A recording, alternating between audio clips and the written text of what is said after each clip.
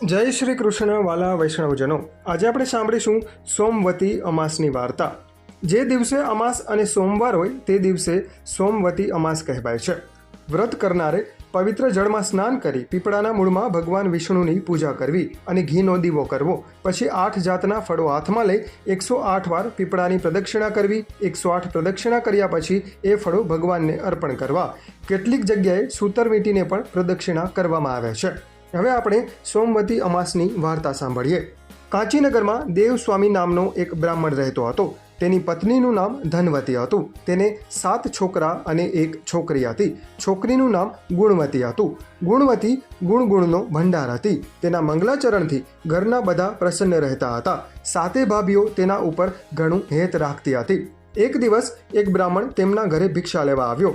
7 વહુઓએ બ્રાહ્મણને ભિક્ષા આપી બ્રાહ્મણે સૌને અખંડ સૌભાગ્યવતી થાવ તેવા આશીર્વાદ આપ્યા.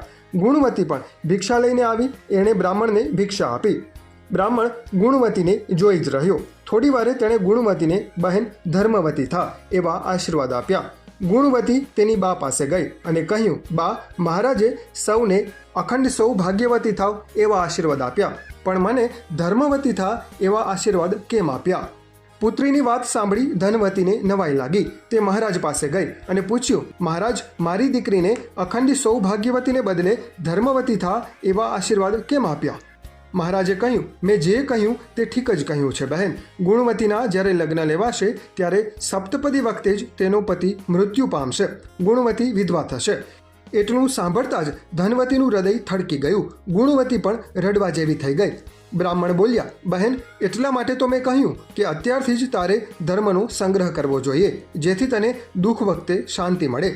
ધનવતીએ હાથ જોડી મહારાજને પૂછ્યું, મહારાજ, અમને કોઈ એવો ઉપાય બતાવો જેથી મારી ફૂલ જેવી દીકરી વિધવા થતી બચે.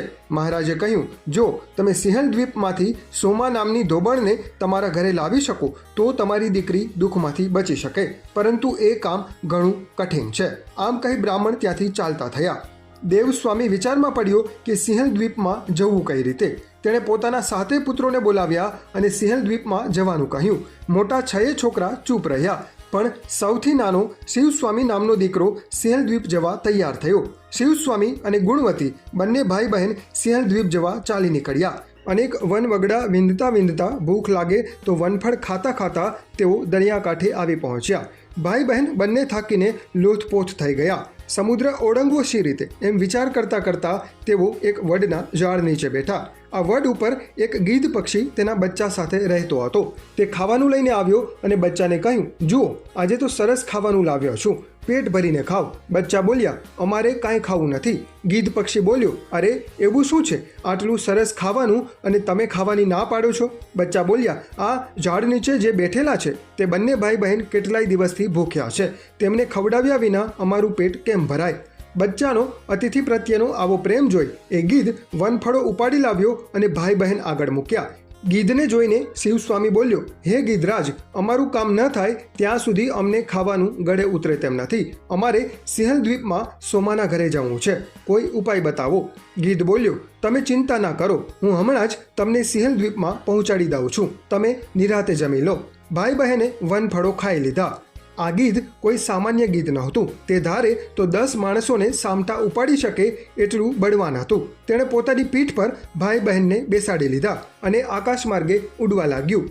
ગીધ ઘડીકવારમાં ઉછળતા સાગરને પેલે પાર પહોંચી ગયું અને બંને ભાઈ બહેનને સોમા ધોબણના ઘર આગળ ઉતારી દીધા. સવાર થવાની હજુ વાર હતી. ભાઈ બહેન વિચાર કરતા હતા કે હવે શું કરવું. ગુણવતીએ કહ્યું, ભાઈ, આપણે સોમાની કાંઈ સેવા ચાકરી કરીએ તો સોમા રાજી થાય. આમ વિચારી તેમણે સોમાના ઘર આગળથી કચરો કાઢવા માંડ્યો. શિવસ્વામી કુવેથી પાણી ભરી લાવ્યો. ગુણવતીએ સોમાનું આંગણું લીપી ગૂપીને સ્વચ્છ કરી દીધું અને સૂર્ય ઉગે તે પહેલાં તેઓ દૂર જઈને બેઠા. સવાર પડ્યું. સોમા આળસ મરડીને ઊભી થઈ. તે ઘરની બહાર નીકળી અને આંગણું જોયું તો તેના આશ્ચર્યનો પાર ન રહ્યો.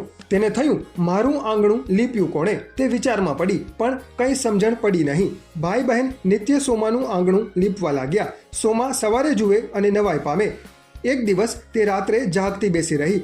રાતનો છેલ્લો પહોર થયો. ત્યાં તો 2 જણા આંગણું લીપી રહ્યા હતા. સોમા દોડી આવી અને પૂછ્યું, ભાઈ તમે કોણ છો? મારું આંગણું તમે શા માટે લીપી રહ્યા છો? શિવસ્વામી બોલ્યો, હું બ્રાહ્મણનો દીકરો છું. આ મારી બહેન છે. અમે તમને તેડવા આવ્યા છીએ. અમે તમારી સેવા ચાકરી કરીને તમને રાજી કરવા માંગીએ છીએ. સોમા ધોબણ તો ચિંતામાં પડી ગઈ. બ્રાહ્મણના બાળકો મારું ઘર લીપે? તે બોલી ઉઠી, ભાઈ તમે મારા અતિથિ છો. મારે તમારી સેવા કરવી જોઈએ. વળી તમે બ્રાહ્મણ છો એટલે જો હું તમારી પાસે કામ કરાવું તો પાપમાં પડું. તમારે જે કામ હોય તે કહો, હું આનંદથી કરીશ. શિવસ્વામીએ પોતાની બહેનની બધી વાત કરી અને ગમે તે રીતે ગુણવતીના લગ્ન સમયે તેમને હાજર રહેવા આગ્રહ કર્યો. સોમાએ પોતાના દીકરાઓની વહુને કહ્યું, હું જાઉં છું, પણ આપણા ઘરે કોઈ મરી જાય તો હું આવું ત્યાં સુધી એનો મૃતદેહ સાચવી રાખજો. આમ કહી સોમા પોતાના વ્રતના પ્રભાવે શિવસ્વામી અને ગુણવતીને લઈને આકાશ માર્ગે ઉડવા લાગી. થોડી વારમાં તો બધા કાંચીનગરમાં પહોંચી ગયા. સોમાને પોતાને ત્યાં આવેલી જોઈ ગુણવતીના માતા પિતાના આનંદનો પાર ન રહ્યો. તેમણે ઉજ્જૈનમાં રુદ્ર શર્મા નામના એક ગુણવાન છોકરા સાથે ગુણવતીનું વેવિશાળ કર્યું અને લગ્ન લેવડાવ્યા.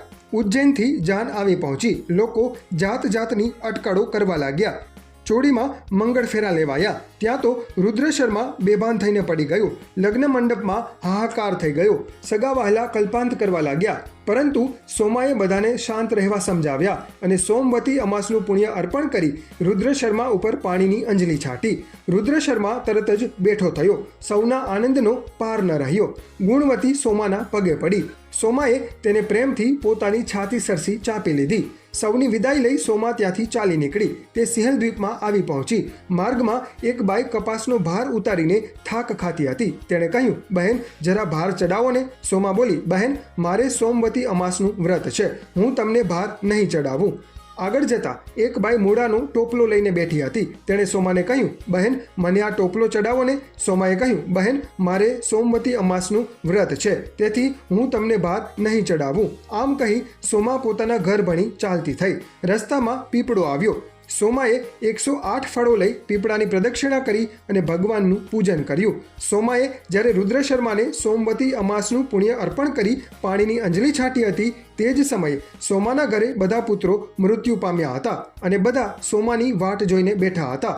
પરંતુ સોમાએ પીપળાની પ્રદક્ષિણા કરી ભગવાનનું પૂજન કર્યું. ત્યાં તો તેના મૃત્યુ પામેલા પુત્રો સજીવન થયા. સૌ આનંદ કરવા લાગ્યા. ગુણવતી પણ સોમવતી અમાસનું પવિત્ર વ્રત કરવા લાગી. આવો આ સોમવતી અમાસના વ્રતનો મહિમા છે. જય શ્રી કૃષ્ણ.